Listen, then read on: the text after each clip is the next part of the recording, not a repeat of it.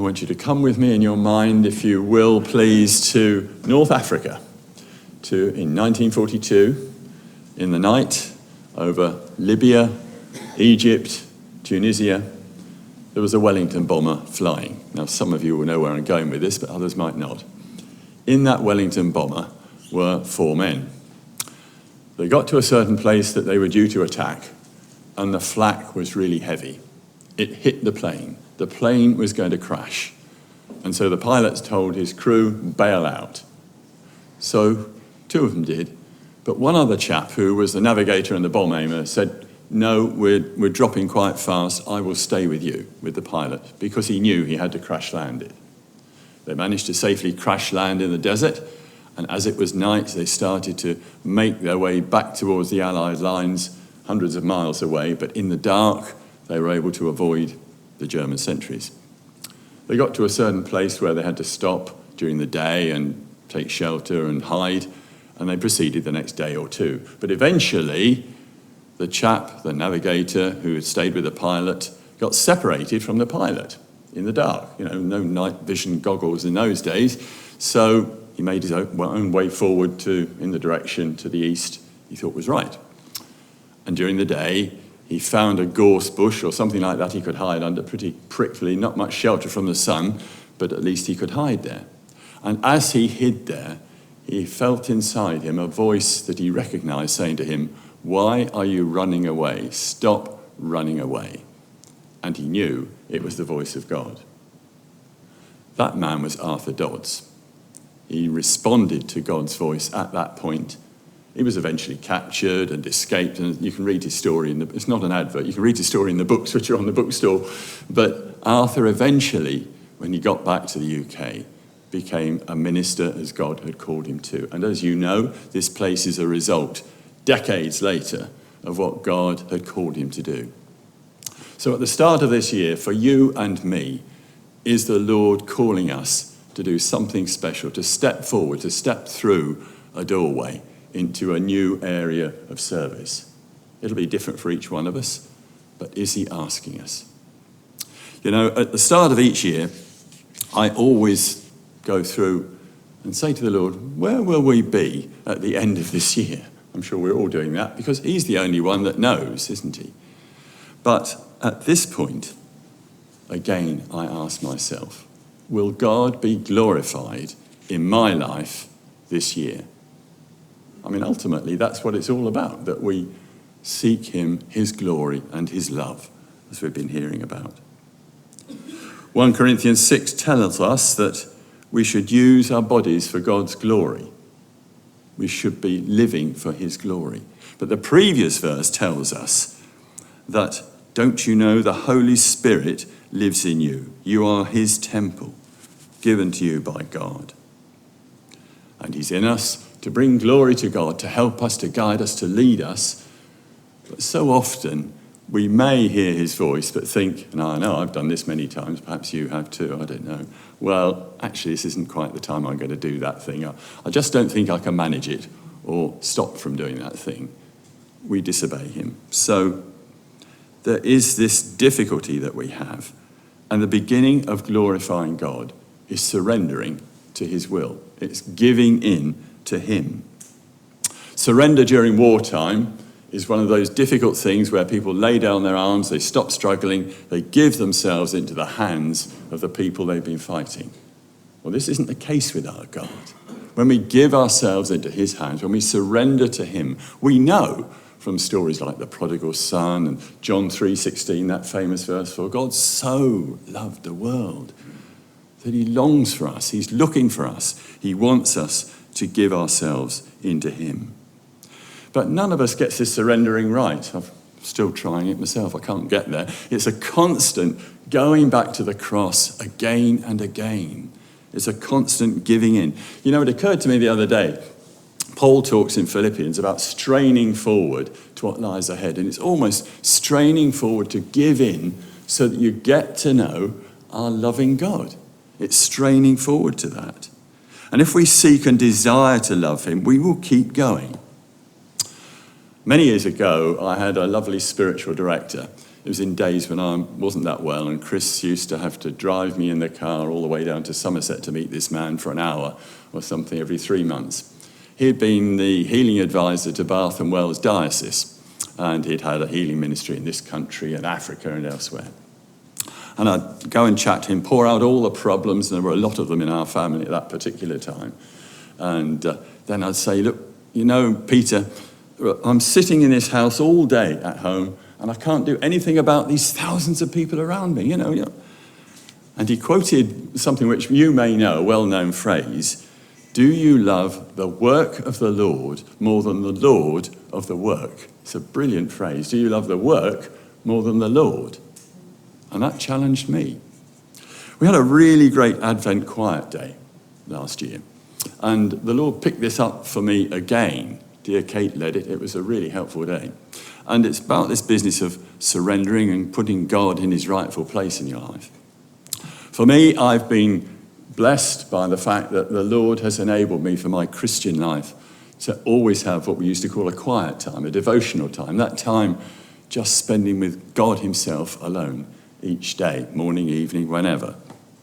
And I looked back and the Lord challenged me over this, that in my quiet time, I'd probably just read a hymn, or I'd have about 5 minutes of speaking in tongues or something like that. And then I got on to the meat of my quiet time, which was 35 minutes of interceding for, missions, individuals and ministries. God say, hang on a second, have you got that in the right order, the right balance? I'm working on at this moment, renewing my quiet times, giving him space to be my God, the lover of my soul. And there is a help that we have for this. We're not left on our own. There's a great verse in Philippians 2, which I often refer to. Verse 13.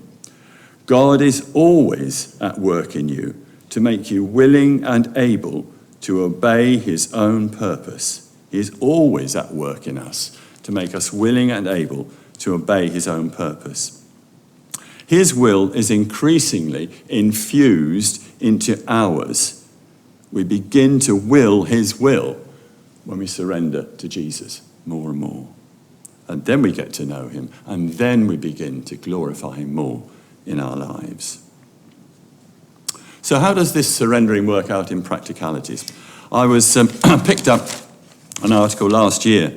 It's November, actually, in The Times. My wife reads The Times. I only read the comic strips. But anyway, the title of this is Lift the Gloom by Finding Life's Purpose, written by a lady called Alice Thompson. And I'll read you just a few extracts, not the whole lot.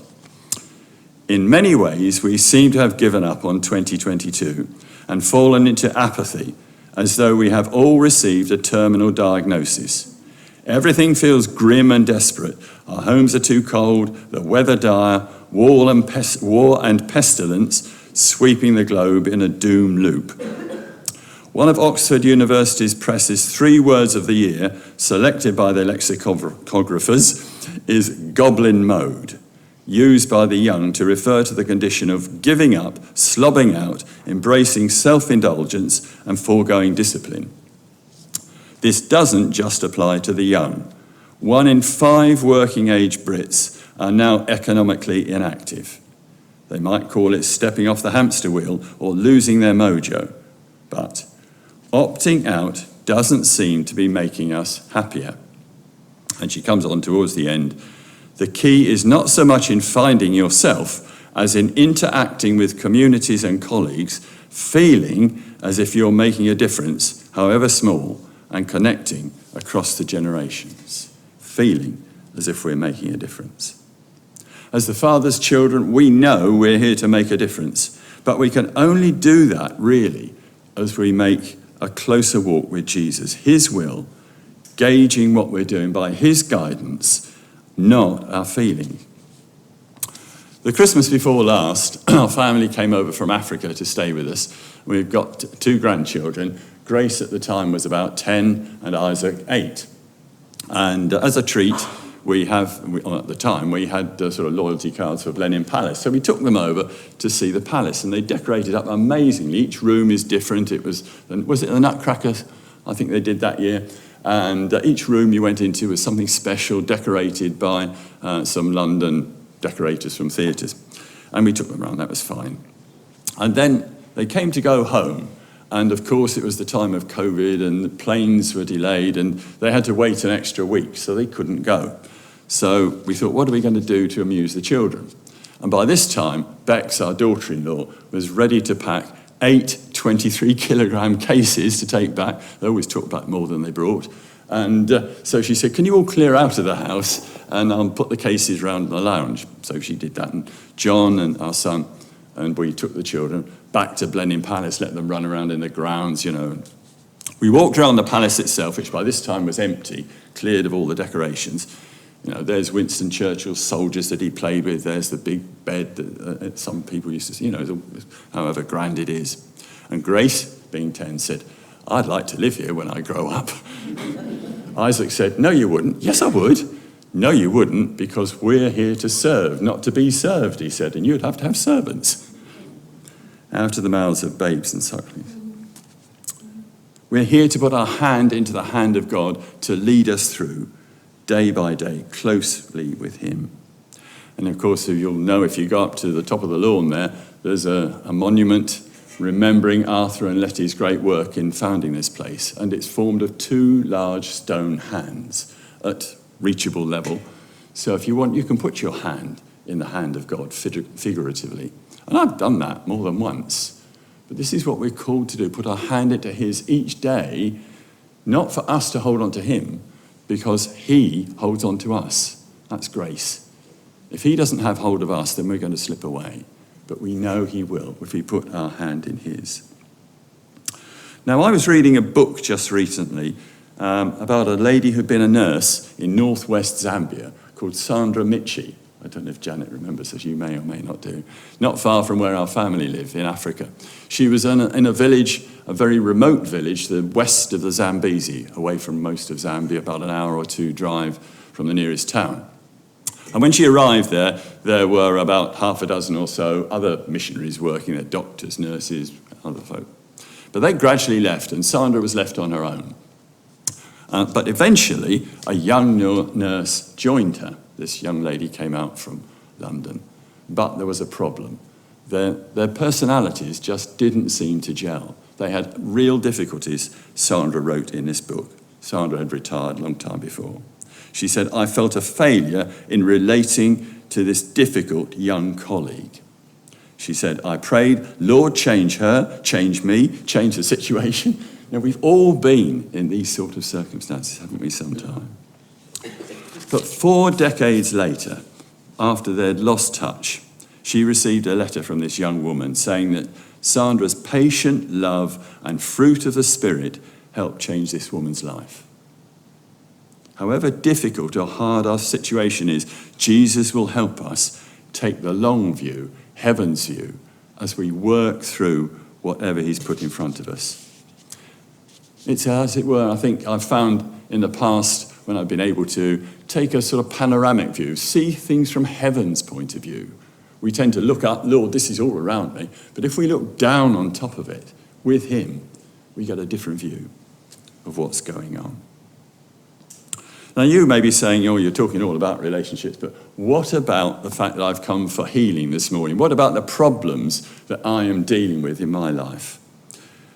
Well, this is a healing centre, but my experience has been the closer you get to the Lord, the more willing we are for him to choose the time and the manner of our healing and help. Again, it's about giving in to him. We see things from his point of view. And all of this is down to one area, really. It's the battleground of the heart. That is always the case. Proverbs 4:23 in the Amplified Version says this, guard your heart with all vigilance because out of it flows life. And of course, we all know the story in John 4 where Jesus, talking to the woman at the well, says, out of your heart will flow streams of life-giving water because into it will flow from heaven, life-giving water. So it's crucial to keep our hearts safe in the Lord. The battleground, as always, is in our hearts. Our actions and reactions to situations we're confronted with. If we keep ourselves close to Jesus, we have confidence in our hearts to meet the challenges of the world, the flesh, and the devil this coming year.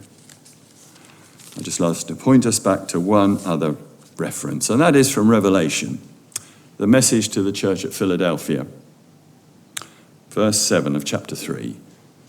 This is the message from the one who is holy and true. He has the key that belongs to David, and when he opens a door, no one can close it. And when he closes it, no one can open. And then Jesus himself says, I have opened a door in front of you, which no one can close. And it seems to me that there will be an open door in front of each of us this year for some sort of service, some area where the Lord wants us to step forward, maybe visiting a neighbour, maybe speaking out within the family about love and the difficulties they're going through. It may be about something totally different, becoming an evangelist, stepping forward into ministry, or simply becoming a prayer warrior. Simply, that's crucial. We need prayer warriors. Different for each of us. But he will help us win the battle in our hearts, step through that door with him if we take his hand to glorify God. 80 years ago, Arthur Dodds did that. And look at the result here. Apart from every other area that he worked in, all the other lives he touched, will you and I step through that door in front of us this year, however hard it may seem, but knowing the Lord's hand is holding yours and mine.